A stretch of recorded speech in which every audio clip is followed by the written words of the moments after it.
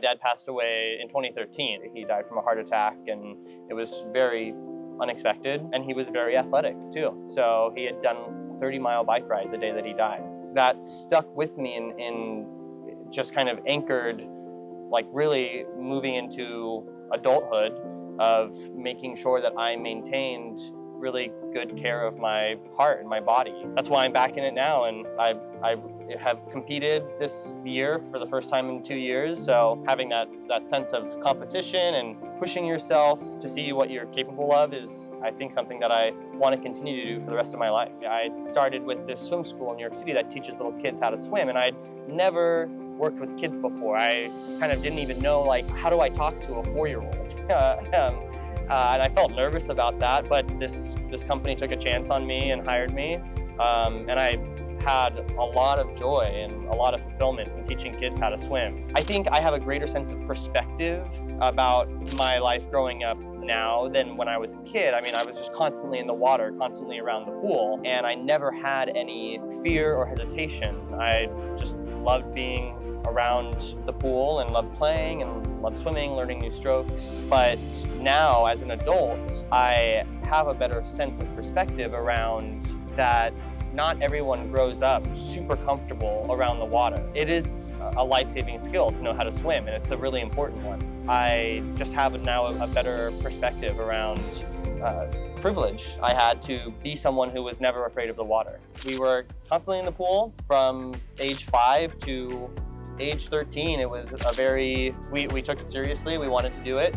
And you and Dad had joined a master's team. I generally swim in the morning early, so I'm up about 10 to 5, and I'm in the pool at 5:30 and out at 7, and a quick change and right off to work. I am a cardiologist by trade, so my life is very full. The balance is challenging, and it's always been a balance. When I was raising 2 kids, I mean, it was literally like juggling with one ball about to drop, but having a swim dad also was really helpful. And okay, you pick up that one, I'll pick up this one, who's gonna start the dinner, and we made it work, I mean, that's what you do, and it did work. Both my parents were swimmers, very athletic, and they encouraged my sister and me to be very outgoing and try new things, to be swimmers. I grew up as a competitive swimmer on a club team.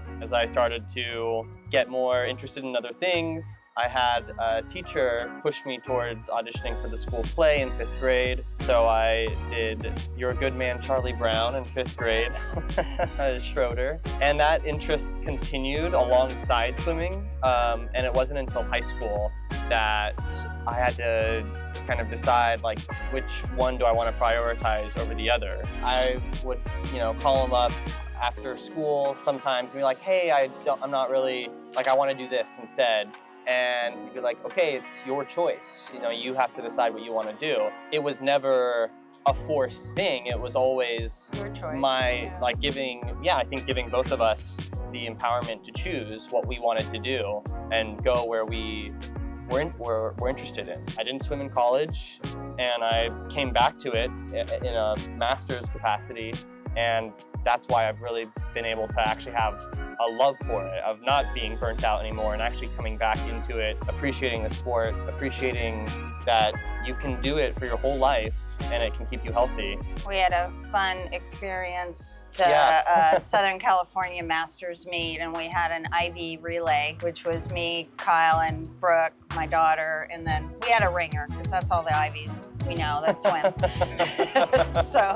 But it was great. I asked Kyle, because it's like the first weekend after Thanksgiving, and so Kyle had come home for Thanksgiving, and I said, hey, you want to stay a week, and then we can all go to the swim meet together. It's a meet that our swim team from Las Vegas typically does go to, but it was just fun to invite the kids. It just was a great, neat experience, to have us all together and do that as a team, as a family and as a team. Yeah, we swam individual events too, so it was fun to, like, obviously, just like as a kid, Mom was there, go, go! And then we got to do the same thing. For me. Brooke and I, for her. So Yeah. that was absolutely a highlight. Yeah, it was fun. Yeah. I became aware of the camps through the app. Just, they look great to me. I mean, it's like the perfect combo, right, of traveling and swimming. But I just thought it would be nice to have somebody to travel with, you know. I mean, I have gotten used to, you know, doing things on my own these days. At the same time, said to Kyle, I called him in January and I said, would you like to go to Greece and go to swim camp? And he said, yeah. Obviously, just right off the bat, it sounded great. It was like, absolutely, I'd love to come with you. It's great getting to swim together. We're in the same lane at every workout, so you know, when you're drafting off of me, I can. Especially when it's a hard set, like 4 150s and a 200 IM. It's great to see, like, I'll pull up to the wall, she'll be behind, and we'll be able to have, like, share a moment of like, whew, this is tough, but we're loving it. Yeah. And we are enjoying, like, this is great quality time, and we're spending it doing something that we both have such a investment in, of keeping ourselves healthy and active. And I think that's what's really cool, is that even though some of these workouts are tough and we're being challenged and being pushed, we can both, like, look at each other and know what you're talking about. Yeah, know what it's like, know what it's, you know. Yeah, and know that this is just time really well spent that I don't think we'd ever otherwise get in the real world. We're the Ivies, happy swimming!